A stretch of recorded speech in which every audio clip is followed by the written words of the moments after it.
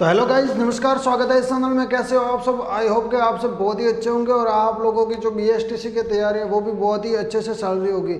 उसी तैयारी को चार चांद लगाने के लिए लेके आ गया हूँ दोस्तों एक और नई क्लास। तो इस क्लास के अंदर अपन पढ़ने वाले हैं दोस्तों राजस्थान के लोक देवी देवता। जैसा कि आपने थंबनेल पे देखा, उसके अंदर दोस्तों अपन इस क्लास को दो भागों में डिवाइड करेंगे। आज पढ़ेंगे दोस्तों राजस्थान की लोक देवियाँ और कल की क्लास होगी दोस्तों उसके अंदर अपन पढ़ेंगे लोक देवता।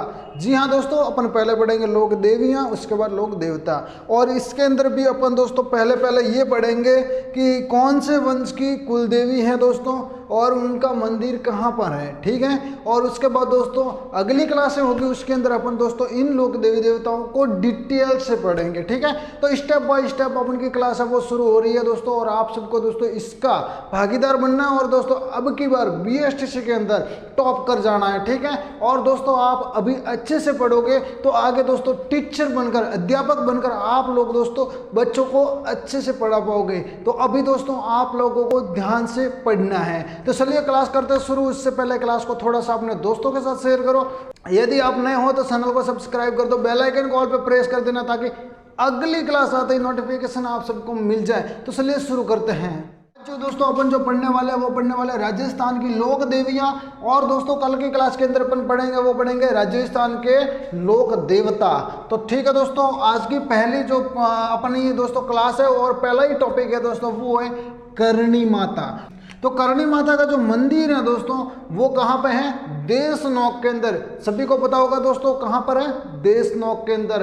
देशनोक के अंदर करणी माता का बहुत बड़ा मंदिर है और वहाँ पे दोस्तों ऐसा माना जाता है कि करणी माता को सूहों की देवी कहा जाता है। और दोस्तों वहाँ पे सफ़ेद सूहे पाए जाते हैं जिन्हें दोस्तों काबा कहा जाता है। और इन्हीं काबा को दोस्तों अपन बात की जाए, उन्हीं काबा को सारण जाति के लोग दोस्तों वो अपने पूर्वज मानते हैं। और जब भी दोस्तों वो लोग दर्शन करने के लिए जाते हैं और वहाँ पे सफ़ेद सूआ यानी कि काबा दिखाई देता है तो वहाँ पे दोस्तों वो अपने नमन करते हैं और अपने दोस्तों उसके अंदर पूर्वजों को देखते हैं। करणी माता, तो करणी माता दोस्तों बीकानेर के राठौड़ वंश की कुलदेवी है। ये आपको याद रखना है दोस्तों। ये प्रश्न पूछा जाता है एग्जाम के अंदर दोस्तों। मैं वो ही पढ़ा रहा हूँ जो आपके एग्जाम में काम आएगा। मैं वो नहीं पढ़ा रहा जिसमें आपको पढ़ने में मज़ा आता है। अपन वो पढ़े जो एग्जाम में आएगा, जो आपको पढ़ने को मिलेगा, आगे दोस्तों आपके काम आएगा, वो पढ़ रहे। जो दोस्तों आपके मेन टॉपिक है वो पहले मैं ले रहा हूँ दोस्तों। तो आप लोगों को कहीं जाने की जरूरत नहीं है। मैं दोस्तों लास्ट की जो अपनी क्लास होगी उसके अंदर तरीके भी बताऊँगा, तुक्का मारने के तरीके भी बताऊँगा। लेकिन दोस्तों अब अपने पास बहुत ज़्यादा टाइम है तो उस टाइम का सदुपयोग करते हुए मेहनत करनी है और वही मेहनत दोस्तों आगे चलकर अपनी कामयाबी का रास्ता बनेगी। तो दोस्तों सबसे पहले बात करते हैं करणी माता है वो बीकानेर के राठौड़ वंश की कुल देवी है, ये आपको याद रखना है। और दोस्तों कई बार दोस्तों कंफ्यूज होते हैं बच्चे, वो यहाँ पे होती है कि दोस्तों कुल देवी और आराध्य देवी प्रश्न किसी भी प्रकार से पूछा जा सकता है। जैसे कि यही प्रश्न, इसी प्रश्न की बात करें कि बीकानेर के राठौड़ वंश की आराध्य देवी कौन सी है, तो यहाँ पे प्रश्न चेंज होता है, उत्तर भी चेंज होता है। तो यहाँ पे दोस्तों ये आपको देखना है कुल देवी लिखा है या फिर आराध्य देवी लिखा है। तो दोस्तों बीकानेर के राठौड़ वंश की कुल देवी कौन है? करणी माता। उसके बाद दोस्तों अपन बात करें, करणी माता को सूहों की देवी कहा जाता है क्योंकि वहाँ अधिक मात्रा में सूहे पाए जाते हैं। उसके बाद दोस्तों अपन बात करें, करणी माता का मंदिर है दोस्तों वो देशनोक बीकानेर में है। और दोस्तों साथ ही साथ देशनोक बीकानेर के अंदर करणी माता का एक विशाल मेला भरा जाता है। ठीक है दोस्तों, ये आपको याद रखना है। मैंने जैसा दोस्तों पहले ही बताया है कि इस क्लास के अंदर अपन शॉर्ट दोस्तों लोक देवियाँ देख रहे हैं और बाद में इसके अंदर डिटेल से विस्तार से बात करेंगे, ठीक है। सेकंड दोस्तों टॉपिक है वो है जीण माता। तो जीण माता दोस्तों यहाँ पे सोहान वंश की आराध्य देवी है। आपको समझ में आ रहा है? आराध्य देवी और कुल देवी में अंतर है, ठीक है। तो यहाँ पे जीण माता है दोस्तों वो है सोहान वंश की आराध्य देवी। तो इसके अंदर अपन बात करें तो मंदिर में दोस्तों इसकी अष्टभुजी प्रतिमा है। अष्टभुजी प्रतिमा दोस्तों किसकी है? जीण माता की। तो ये आपको याद रखना है, जीण माता की अष्टभुजी प्रतिमा है। और इसका मेला जो है दोस्तों चैत्र एवं आश्विन माह शुक्ल नवमी को भरता है, ये आपको याद रखना है। उसके बाद दोस्तों अपन बात करें केला देवी की, तो केला देवी दोस्तों वो है यदुवंश यानी कि यादव वंश की कुल देवी है।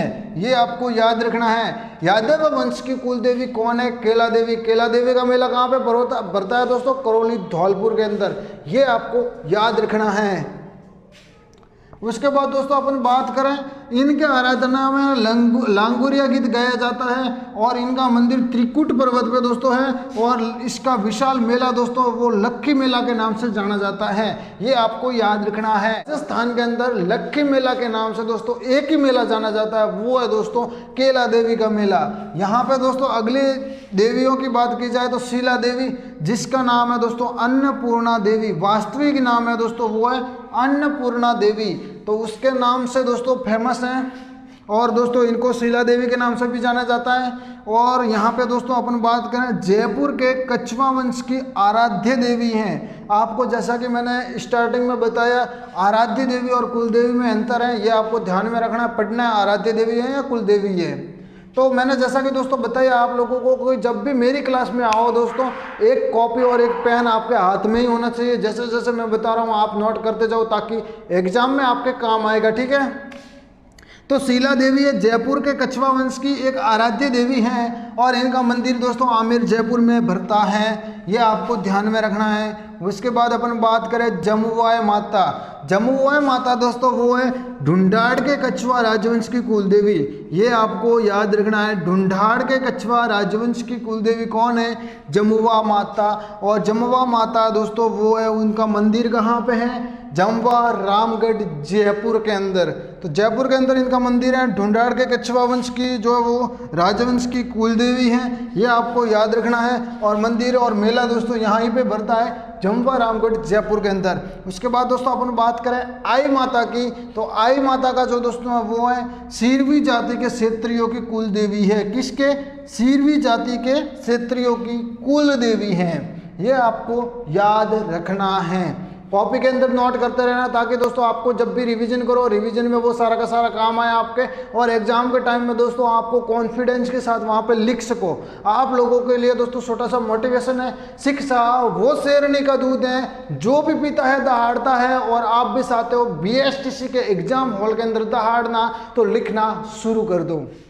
मंदिर दोस्तों, मंदिर की अपन बात करें तो दोस्तों बिलाड़ा जोधपुर के अंदर इनका मंदिर है। और दोस्तों इनके मंदिर को दरगाह भी कहा जाता है, थान भी कहते हैं, बडेर भी कहते हैं। और ये दोस्तों सबसे खास बात है, रामदेव जी की शिष्या के नाम से भी जानी जाती है आई माता।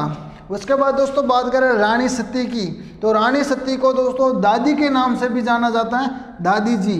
दादी जी के नाम से भी रानी सती को जाना जाता है। दादी जी के नाम से बहुत ही लोकप्रिय है। उसके बाद दोस्तों ये है कि ये पति की मृत्यु पर सती हुई थी, अपने पति की मृत्यु हुई उस समय दोस्तों वो साथ में सती हुई थी, इसीलिए दोस्तों इनको रानी सती के नाम से जाना जाता है। और इनको नारायणी माता भी कहा जाता है। आवड़ माता की, तो आवड़ माता का मंदिर है दोस्तों हुआ जैसलमेर के अंदर।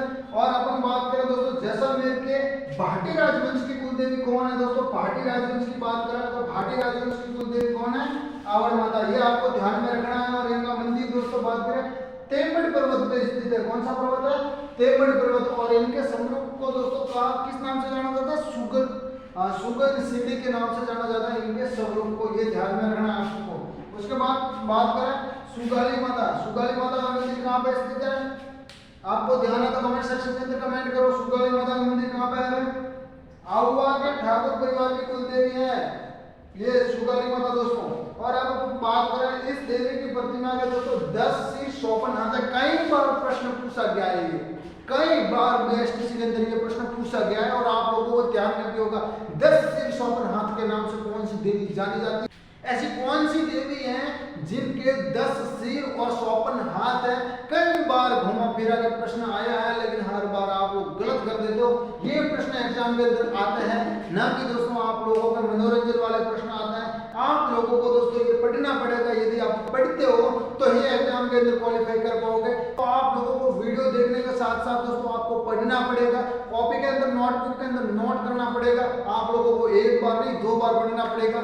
आपकी गाइड है दोस्तों, आप लोगों ने दोस्तों गाइड खरीद लीजिए दोस्तों। यदि आप लोगों ने गाइड नहीं खरीदी उसके बारे में मैंने वीडियो बनाई है, जाकर देखो कौन सी बुक खरीदनी चाहिए, वहां जाकर पढ़ो, वो बुक खरीदो, पढ़ो और दोस्तों अपनी तैयारी को और बेहतर करो। क्योंकि दोस्तों जितना आप ज़्यादा पढ़ोगे उतना ही दोस्तों क्वालिफाई ज़्यादा करोगे। तो इस वीडियो के अंदर दोस्तों इतना ही, मिलते हैं नई वीडियो के अंदर, तब तक के लिए दोस्तों जय हिंद।